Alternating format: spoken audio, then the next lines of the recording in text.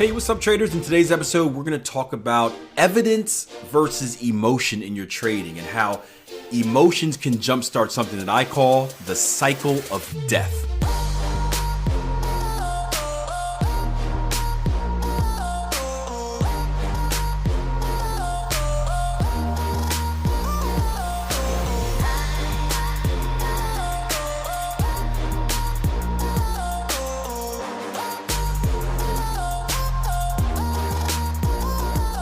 I want to start off by following up on a conversation we had yesterday. If you guys remember yesterday, we were looking at the euro yen, and we had a nice little conversation about there was a what looked like a breakout on the daily, but looked like could be a false breakout. We didn't know until the day was over, and we were talking a little bit about the difference between trading off of feel and trading off of evidence, and basically trading off of feel means trading off of emotions, trading off of a gut feeling, some type of sixth sense, I guess, and trading off of evidence, meaning trading off of some type of, maybe not proof, proof's probably too strong of the word, but trading off of a technical reason, trading off of something that is on the chart that allows you to make a certain projection.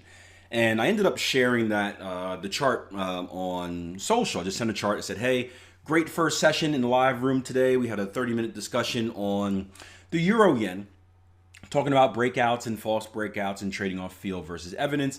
And then I said, do you know the difference between the two? And I got a few comments of people that shared their opinion. We got another person that said, well, I don't really know the difference. And I said, well, feel is strictly emotional, evidence is technical. And it reminded me of this quote I shared the other day, right? And the quote said, I'll bring it up to you guys so you can see it.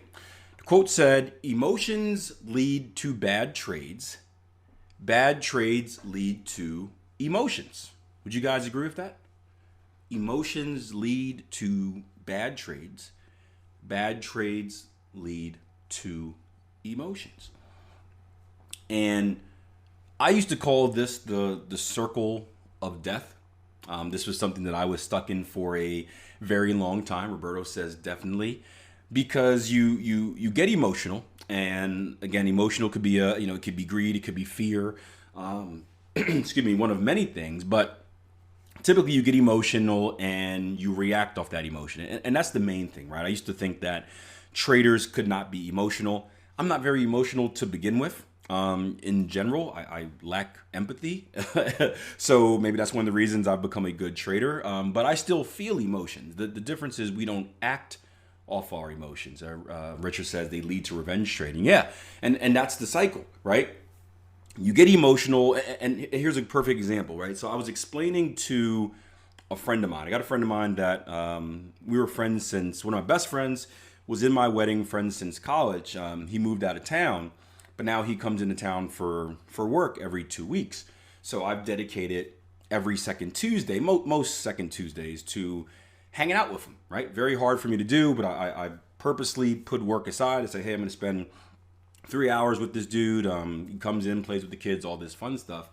And we were talking a little bit about investing. He had the most common question I get. What do you think the most common question I get here in 2021 is?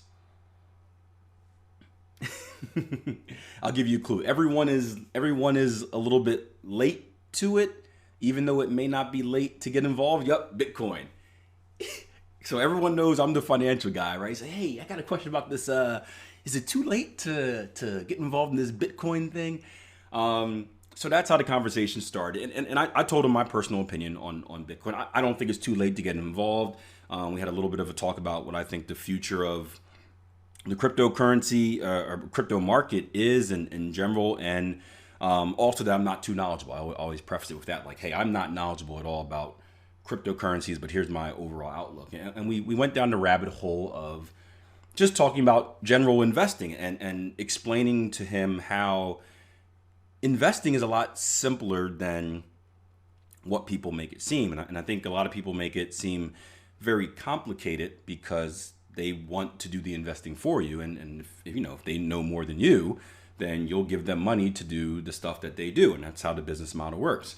But I was talking to him about kind of my beginning days of investing, and my mentor taught me a really, I don't even know the name. It wasn't kind of your typical go to school and read reports type of investing strategy. It was more off I call it common sense investing. We would literally ride around in ride around different cities and just look and watch and pay attention to how many cars are in parking lots and how much traffic is going through the stores and all this fun stuff. It was weird, but it made perfect sense.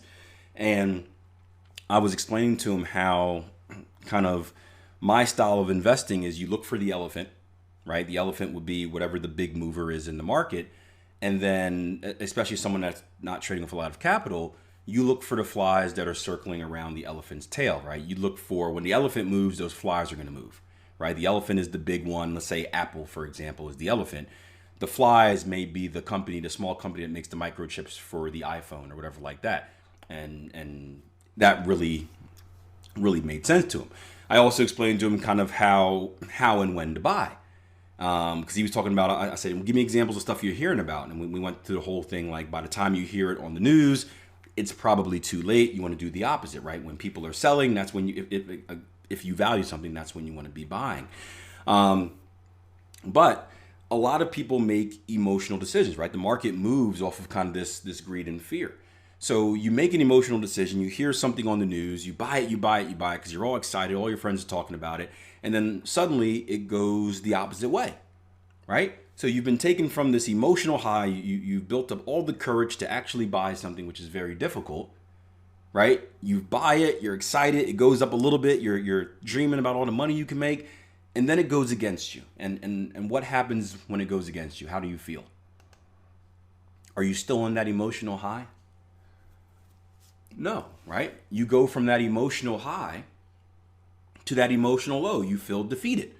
And when you're defeated, you panic, you want to get out of it, right? So then you exit the trade or you get stopped out. And then, of course, the natural instinct is to, I forgot who mentioned this earlier, I think Richard did, get revenge. So I got to make it back right away. You got to make it back right away. And that is emotional trading. And you get stuck in this hole. When you try to make it back the other way, right away, you end up doing something else stupid. You lose more money, and then you're stuck in this hole of trying to dig. You're trying to dig yourself out of this hole. You're in quicksand. You're sinking. And I don't know if this is true or not, but I've heard, and I think it was off cartoons, right? When you struggle and fight in quicksand, you sink faster. Is that actually true? Does anybody know? Any of you guys ever been in quicksand?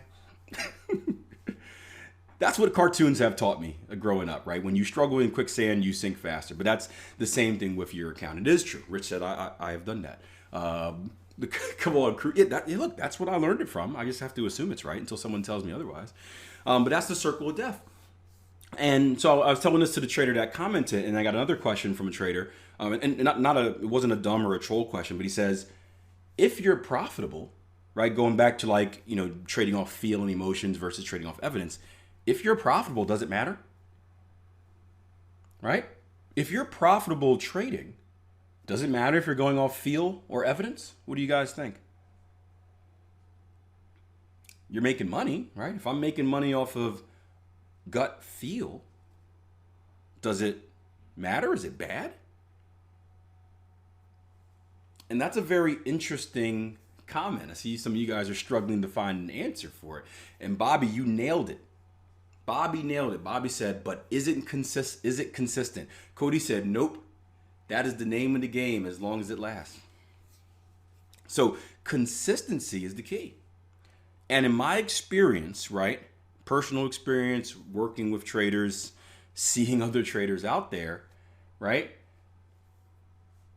you can be very profitable trading off of gut, off of feel, right? Especially in other markets, right? If you're in the stock market, for example, right? If you're in the stock market, for example, there are times where an entire sector is just booming. You can close your eyes and buy whenever you want, and you'll make money.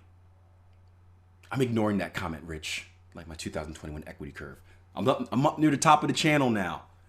I got 2 trades active though, so I don't know if they lose, I'll be right back down in the middle of the channel, but we'll see.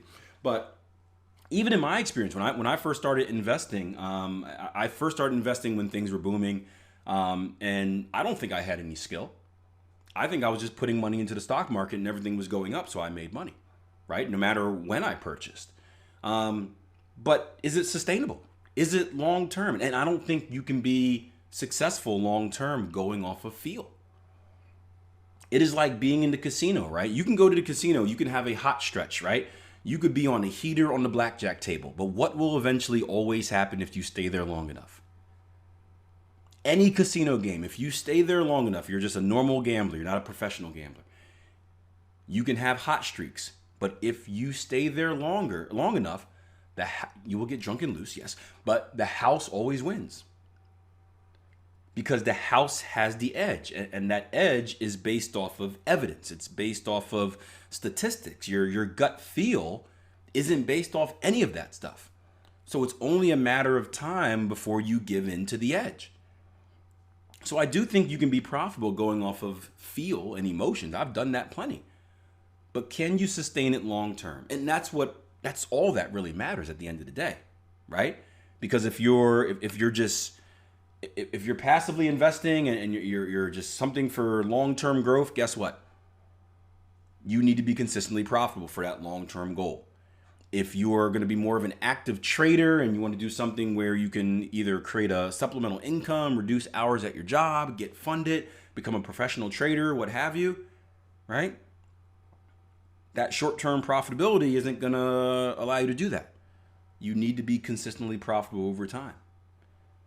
And I think that's where traders get into so much trouble, because they see profits, especially if they get started on a hot streak, they see profits and they automatically associate, because I'm profitable, I'm not doing anything wrong. And then eventually the house wins. And it goes the same thing for maybe traders that are consistently profitable. Maybe they have a plan, right? When I first started trading, I started with just, when my turnaround first started, I should say, I started with just advanced pattern formations, right? They were booming back in 2010. Crazy in 2010, crazy profitable. And at the time I said, hey, this is all I need to trade. I don't need to trade anything else. I'm just going to do this forever. And I learned that nothing reacts the same way forever.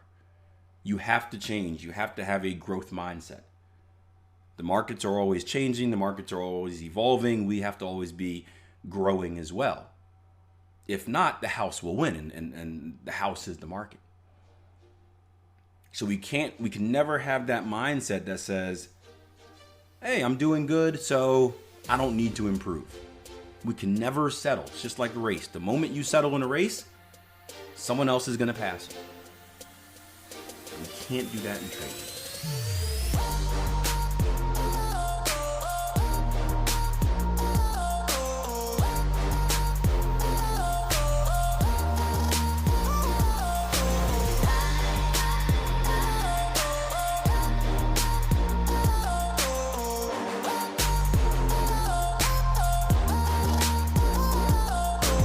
Hey guys, hope you enjoyed the podcast. If you want more from the technical side of things, make sure you check out my YouTube channel, youtube.com/Akil Stokes, where each and every weekend I upload a new video. Also, I got a brand new YouTube channel called Akil Stokes Shorts. This is where I'm going to start putting those kind of quick tip videos, those 1 minute or less videos that I've been sharing on social media, aimed at giving you kind of that daily quick boost of motivation, empowerment, and inspiration, whether it's with trading or other aspects of your life. So Akil Stokes and Akil Stokes Shorts on YouTube. Check it out. And I'll see you guys with the next episode of the Trading Coach Podcast.